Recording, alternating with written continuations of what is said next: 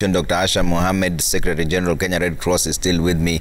Kwame Owino, CEO, Institute of Economic Affairs, is also with me. As soon as he's back online, I'd like to pose some questions to him. Let's see. Kwame, if you're still with me there, is this the right time, for example, for the government to increase a bit of taxation for the people who are employed in order to cushion the ones who are not employed, to have a structure of some sorts like the unemployment benefits in the US? Would that work?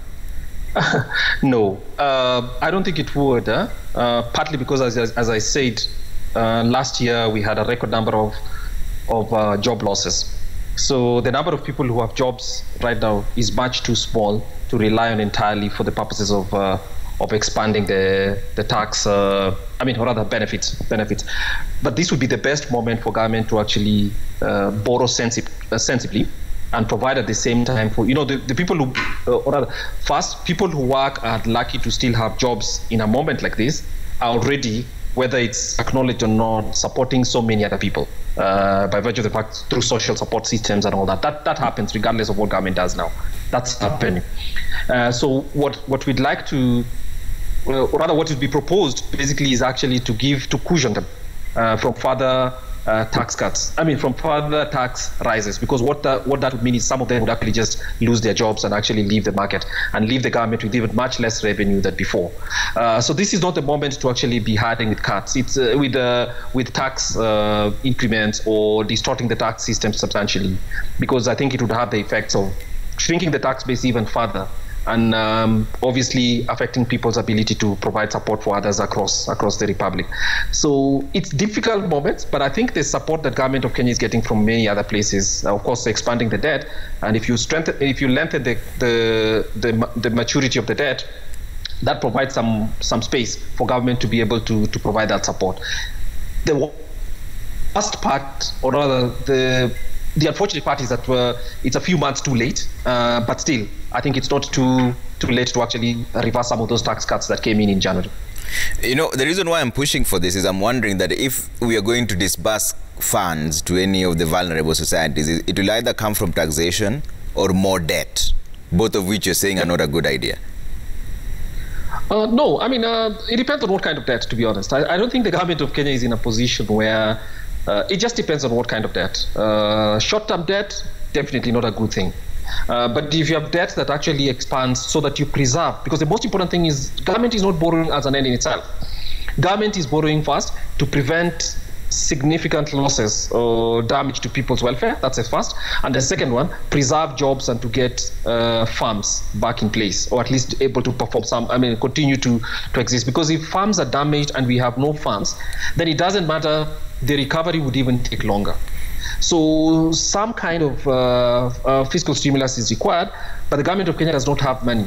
So what it means is that the best option is actually to provide a tax cut, which would provide some kind of multiplier. Because if people can keep a bigger part of their income for now, even if government gets into debt, but also needs to trim a little bit some of its wastage, some kind of a smart fiscal consolidation, it's much, much better than if we have a wide-scale death of farms. And many of the people who lost their jobs today are thinking that maybe in a month or two, if a recovery is, they'd be gotten back. But if the farm also dies, then we'll be in a much, much worse situation. So obviously, government needs to be cautious with actually raising debts right now. Okay. Raising taxes right now. Okay. Let me bring up some of the video questions and concerns that you're bringing in online. Let's play some of them. The situation that you're having in the country right now can be represented in form of two graphs. One, we're having the COVID-19 pandemic graph and the current economic recession graph that you're having. We want to flatten both of them, but how can we be able to achieve this without affecting each and every one of them as an independent situation? And for the two of them, do they relate directly? Do they relate indirectly? And does one stand to suffer at the expense of flattening the other? Dr. Asha, what would you recommend at this particular point? Was the lockdown of the 5 counties necessary? I know that's a subjective question. Yes, very subjective, but I think for me, of course, a county like Nairobi was clearly one that was really fueling this, and it was important to try and contain that. But I also understand that, of course, you cannot just lock down Nairobi without and leave out the environs that are also dependent on Nairobi, and Nairobi is dependent on it. And so, of course, taking that into account, that was necessary. I think the only question, maybe, Trevor, is really to really reflect on what does it mean in terms of the other services and processes. For example, today, if we are talking about the question of income, then we know it's affecting all the sectors. It's affecting transport. People who are applying maybe from the other counties and bringing people into Nairobi cannot do that. Of course, then they are out of jobs. But I'm just wondering whether I may not have the solution, but thinking of what other ways can we employ to sort of make this balance that has just been said, because at the same time it's important to reduce transmission, but at the same time, of course, there is the socio-economic factor that we need to also take into account. So yes, important to cut this transmission, but then at the same time, how do we ensure that we are still able to provide the basic needs for people? Yeah. Looking at even the question of food. We know that all these counties are interdependent. So Mombasa depends on a lot of vegetables coming up from central Kenya and other places. So of course that hopefully then continues to go down to ensure then that the markets are available. Because even when we talk about doing cash transfer, it's only possible and it's only effective if the market is there. If there's no market, then even giving people cash does not make sense. So how do we ensure then that happens? Because if the markets are open, then of course on the other side the economic gain can continue to some extent. Okay. Kwame, Felix Njika here on Twitter says, empirical evidence over the past 1 year shows us that when we escalate measures, levels of community infections and positivity rates go down. Do you agree with this analogy? Mm-hmm. Your microphone is off again, Kwame. It's on. Okay, now I can hear you. Okay, I mean, the unfortunate thing is that the very measures that are required to bring down infections are the ones that actually damage farms and create a slowdown in the economy. So that's a very, very difficult trade-off. But where we are today, I think there are just trade-offs that government needs to make. One of them is, I think the vaccine is available. Escalating the pace of the vaccination is important for two reasons. One, it will give people confidence to be able to go back to work without the fear, the fear that people have now that they go to work and they'll get infected. So that's the first thing. And then the second thing is that it will also reduce the ability of people, based on what the medical evidence suggests, it will reduce the possibility that people will pass it to one another. So vaccination, in my view, is both economic policy, because it will allow people to come back to work sooner, and it's also public health policy, because it will also cut off in some way the pace of the infections, which allows.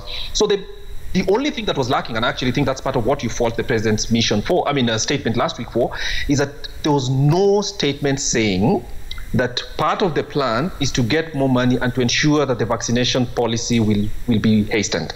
So I think that's a really, really big one, because for as long as we're going to have these cycles, when you reopen schools or when the quote-unquote the economy is reopened and people go back to working in the way they do, and then there'll be a surge again and then we have to lock, that tells you that is an unsustainable policy for the purposes of economic recovery. So obviously, the big thing that government should be thinking right now is how do we get many more people vaccinated, so that to the extent that is possible, people can go back to work with completely reduced risks to the extent that is possible, so that economy can get moving again without the start and stop that we've seen over the last 12 months. Okay, let's bring up another video, concern or question. How is the government, for example, the government saying that it did what we call the tax waiver for the civil servant and other small business enterprises. Will the government, for example, return the same tax, or it will do away with those taxes, because now the situation has turned again how it was? Okay. Kwame, reverting to the previous tax waivers. Yeah. I mean, that would be sensible policy. But remember that, as I said, is not just the responsibility of the president. I mean, the president could say, he didn't say it, I have to be honest, but he could say that that's his wish, but it requires both the executive and parliament working together, because according to the constitution, only parliament can change taxes, waive taxes. So in a way, the people we should be placing pressure on to actually act in this way would be parliament. And it's sensible, because the last time when taxes were reduced, the bigger fiscal stimulus, so to speak, or actually came from the fact that the tax cuts allowed many more farms to have a breather and to keep much more money so that they were able to start their recovery, which again has been shut up by the fact that the infections are rising. Okay, let's bring up another video question.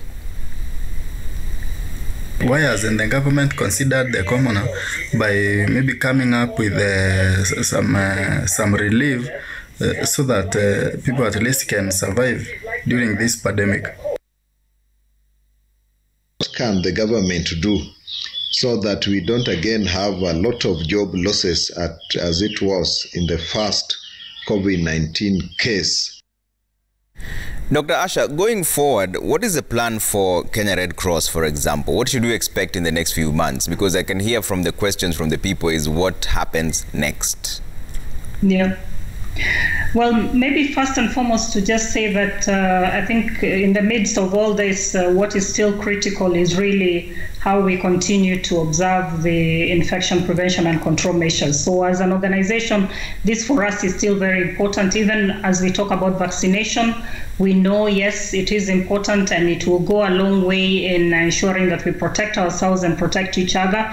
But we also know that without continuing to observe the IPC measures, this will be a big problem. And maybe this is where then we have to sort of interrogate ourselves again to say, when the lockdown is lifted, are we going to again throw caution into the wind? And we know we will not have vaccinated maybe as many people as we would want. So that for us is still critical. Secondly, I think is really to identify the most vulnerable people who would need this urgent support. Because as we speak, I think like we mentioned about this assessment we did, we normally would say 85 food baskets in a month, is the normal. But we saw in the informal settlements that some families had to do with 11 or 16 in a month. And now we know the students are back home, which means there are more people who need to eat from families.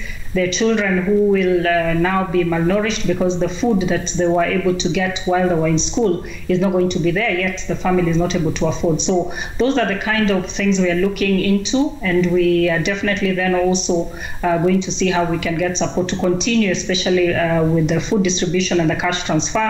But at the same time now, of course, looking at the drought situation, which will continue then to compound even that situation. We need to see how to continue to cushion the people against all these hazards. I think it's also a bit of a multi-pronged approach, I would say, Trevor, because I think when we talk about COVID-19 pandemic, it's important to talk about everything else that is around it and will make it worse. Because if we only respond in a vertical way and we are not looking at all the hazards that are affecting people, then we cannot cushion them and we cannot help to build their resilience, because they'll continue to be hit by other things at the same time. What more is around it, Dr. Asha, like you mentioned, that the things that we may be overlooking? Yes, we are now talking about drought in some of the counties, so we need to look very critically into that. We are expecting that we may have floods in some counties. We are expecting, because of the rains, we will have another swarm of desert locusts coming up because they'll be hatching. So I think it's about looking at all this together, because all of them in the end, I think, just go to worsen an already very bad situation. Okay. Let's bring up another video question or concern. Governor Mutua has done it in his county. The other four counties should be able to follow the suit, because majority of Kenyans have lost their jobs, especially those who are working hospitality and the tourism areas. We have seen some hotels and even other tourists who have cancelled their tickets and have returned back. Kwame, should we be thinking about localized solutions in terms of counties rather than the national perspective? Oh yeah, I mean, of course, even what the president did about, or rather, the announcements were pretty local, because conditions in Nairobi, to the extent that is possible, tried to constrain the most restrictive conditions to the counties with the highest infection rates, and obviously where the spread is faster. So there's a little bit of localization for which government should get credit up there, and tried as much as possible to simply enforce existing regulations or protocols, as we call them. And so yes, there's a bit of localization, but Nairobi, Mombasa, and the bigger cities, of course, have a much bigger problems, partly because they're also big service centers which require people to move quite a lot. Agriculture is a little different, because if you're in a farming community and people simply leave home, go to their farms and go to the markets, it's far easier to keep people like that safer, far easier to keep them safer than it would be in a place like Nairobi, where people have to commute, sometimes have to take 2 vehicles to get to work, and then they have to sit in a room or they have to sit in a workshop and stuff like that. So obviously, the localization is definitely essential. Okay, let's bring up another question. Let's also have the government giving food and basic donations. Those people are needy and they cannot provide for themselves. Let us have also sharing among ourselves. Let's not have any life getting lost because of lack of food. All right, Dr. Asha, Kenyans are suggesting maybe sharing amongst ourselves. So if somebody has donations, where do they go? Food donations, is it money? Will you be fundraising, by the way? Well, we are appealing to partners and to individuals as well to come forward and give what they can give, and we will be able to organize the logistics and be able to distribute.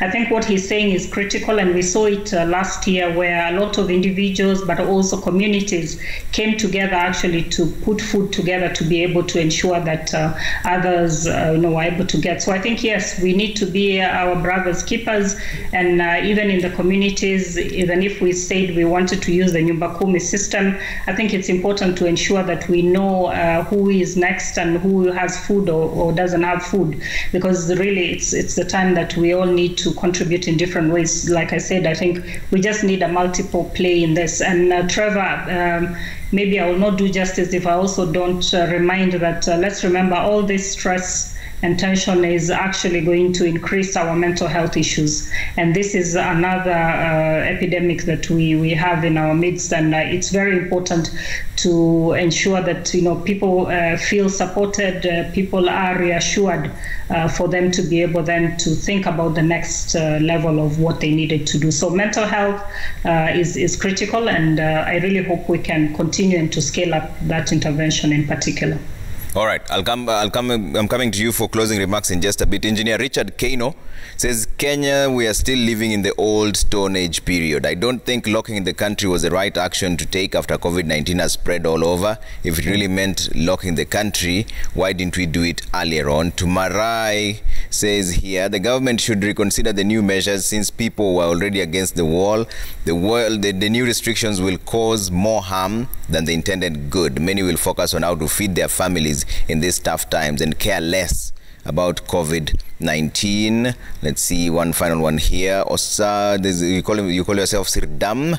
And what if the fourth wave came? Are we going to go for another vaccine? And what if the current vaccine does not treat the current variant? What happens in that case? I guess that's one of the issues you're talking about, living with the pandemic. Kelvin Kalundi says the government should reduce taxes on basic food commodities to enable common citizens to sustain themselves. And Crispus Adams says the president and his government should halt all the major infrastructure projects to shield Kenyans from adverse effects of over-borrowing.